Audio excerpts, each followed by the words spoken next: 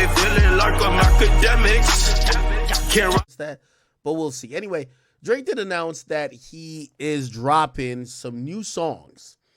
And he says some sexy songs for you, February 14, Party Next Door. And it's $, $, okay? Now, there was a preview, but Drake is not heard on the preview, though he is seen in the preview video. I'll let you see this. You love when I fuck it from the back, but I want to see your face right now.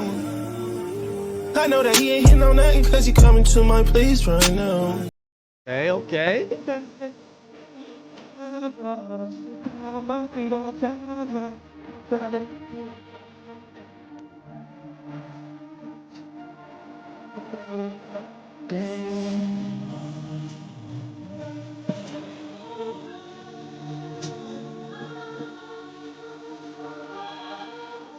Drake, of course.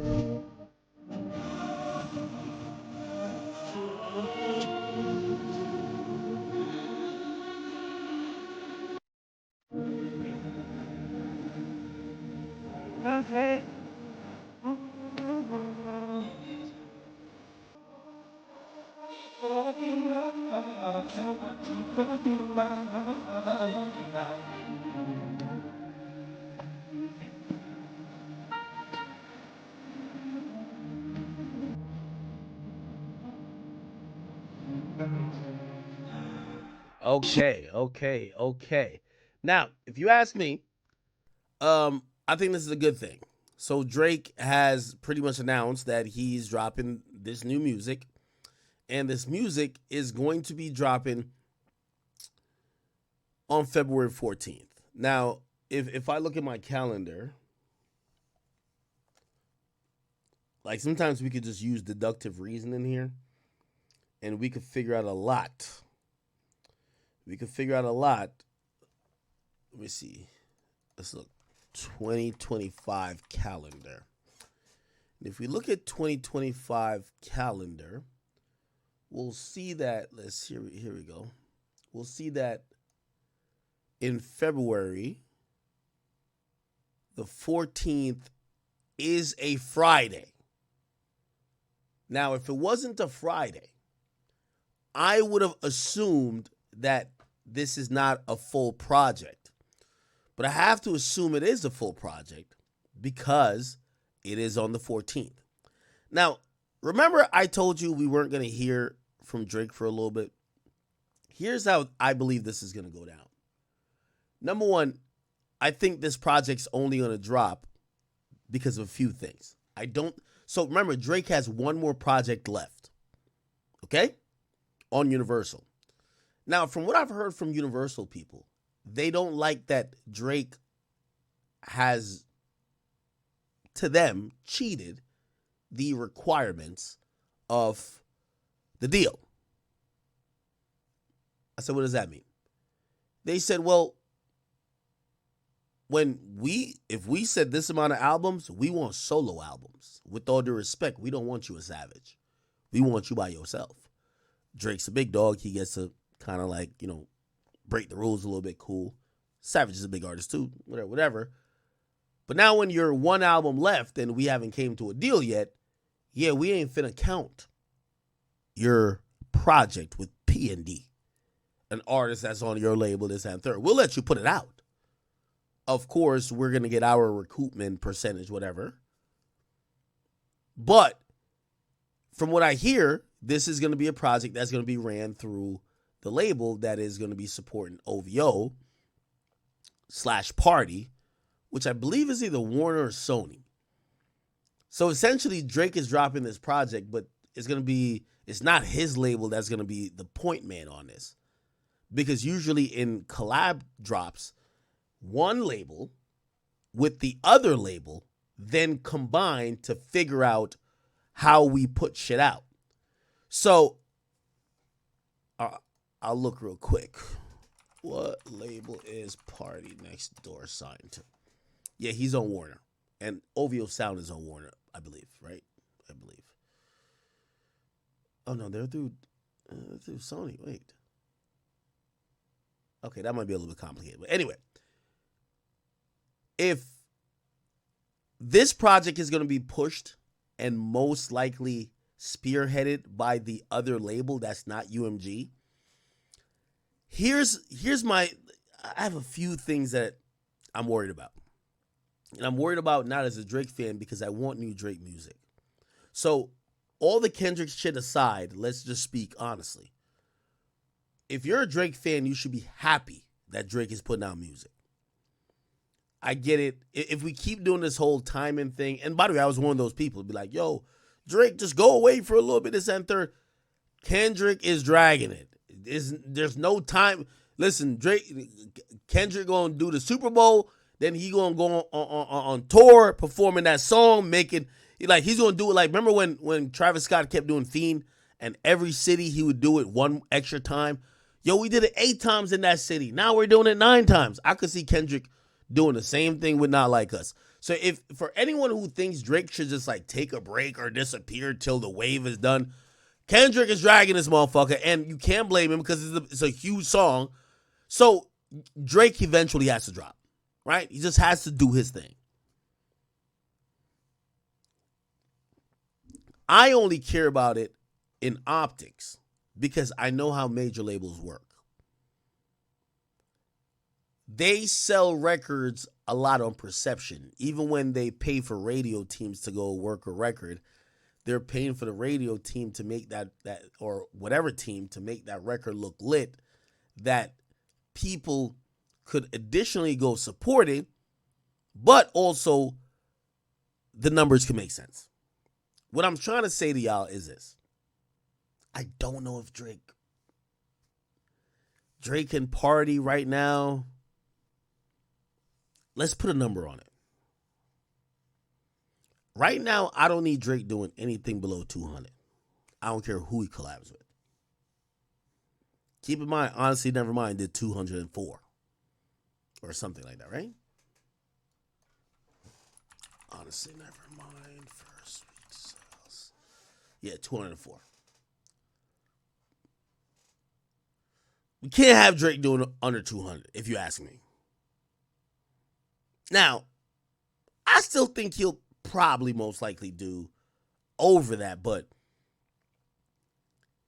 the reason why I'm concerned about the numbers is because I personally feel, and from what I've heard, they might be trying to use anything that Drake puts up that doesn't chart of the normal Drake ilk to push a narrative that Drake isn't still as dominant as he is. I see some people guessing here. Some people say 100K. Shinquan Roman, you're wrong with that. He's gonna do over 100K. 3 Cool Chris 280. I think 280 would be good. G Money 220. I think that would be decent. Vapa Snapper, you said 325 to 350. If he does that, I think that's fucking out I think that's great. Cub says 450. That would be amazing too.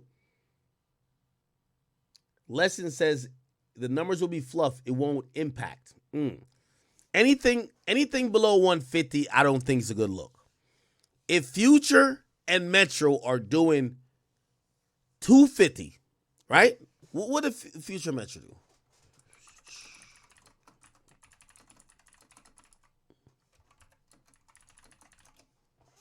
They did 250. I think it would be good if Drake. I think it would be good if Drake did the same.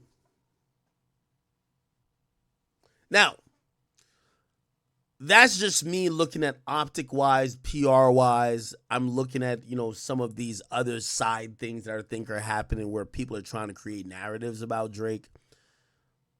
That's why I actually believe that he was going to probably forego this collab album and drop a solo album, because right now everybody's looking at Drake, especially, the Super Bowl is like next week. Shit's gonna happen. People are looking at him to be like, is he gonna get jaw ruled? And obviously no one can say he's making whack music because he's not. So they're gonna look towards maybe his effectiveness or efficiency, and they're going to look towards numbers. So that's one of the reasons I thought he was just going to go with a solo album, because I don't know if you know about just how sales work. If two artists get together and drop a project, it's going to be less. It's usually about half of what the bigger artist usually does, but it'll be about 40% more than what the smaller artist does. But we've never seen two artists do a collab project and it do more than what both of them would do independently. Or at least more than what the bigger artists would do independently. So that's why. So if you ask me,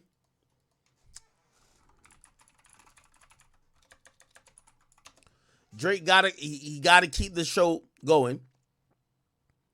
I'm not mad at him doing this. I'm not mad at him dropping this project. I'm hoping it sounds good. From what I'm hearing, it sounds amazing. I'm hoping the numbers do what it needs to do. I know that the labels in terms of Universal won't be there with the bells and whistles, but I'm still hoping it does well. Right now, Drake is in Australia. I don't know if you guys seen this video.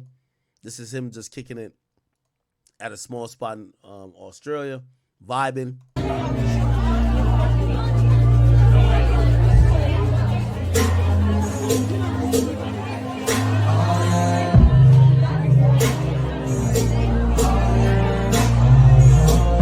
Now, I see J. Prince Jr. in here saying the best concert rehearsal in the world. Okay.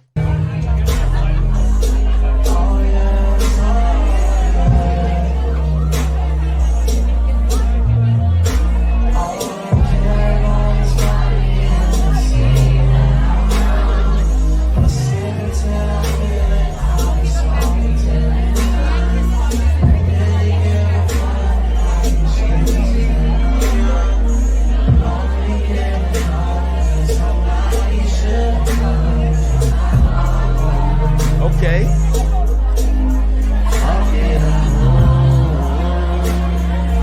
Now, I've seen this conversation also happen a lot where they're like, yo, Drake has one thing that could switch this all up.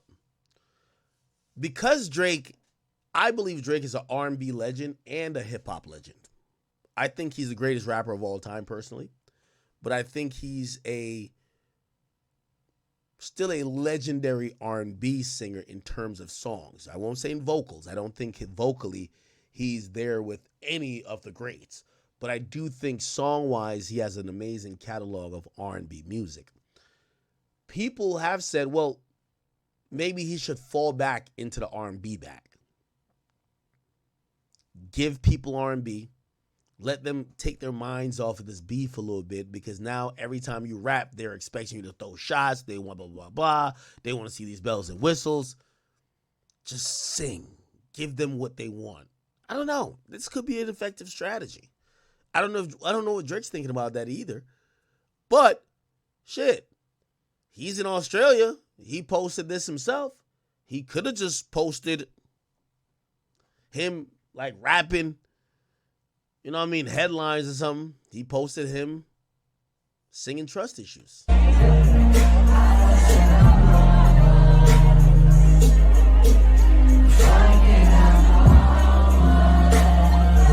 By the way, Drake, I do got a beef with you. Listen, you know, I've been to multiple of your shows. You sang more here than I see. One thing I like about Drake shows, and watch, they're going to clip this. One thing I like about Drake shows, everybody in the fucking arena is singing the song so loudly that Drake sings half the song and just like hypes up the crowd and they sing the rest. No, nigga. Sit there with the in-ear piece and just like fucking just sing your heart out, my nigga. Well, I didn't pay, but nigga, just sing to us, nigga. You get what I'm saying? Pause. But I think oftentimes Drake's songs are so popular, it's like karaoke, my nigga. Like everybody just start jumping in. Like I'm over here, like I'm trying to hear Drake. I see the drunk fat nigga right here, and the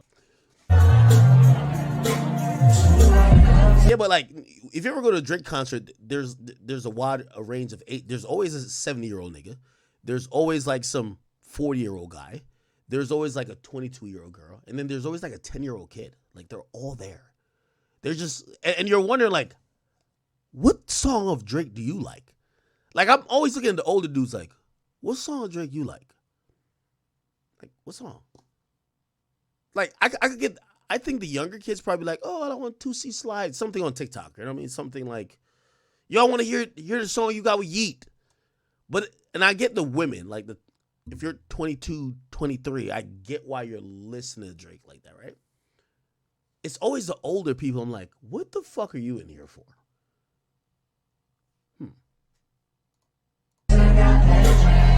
See, this is my problem. He gets to the hook and everybody's overpowering the nigga who's singing it. Shut up! Let the nigga sing!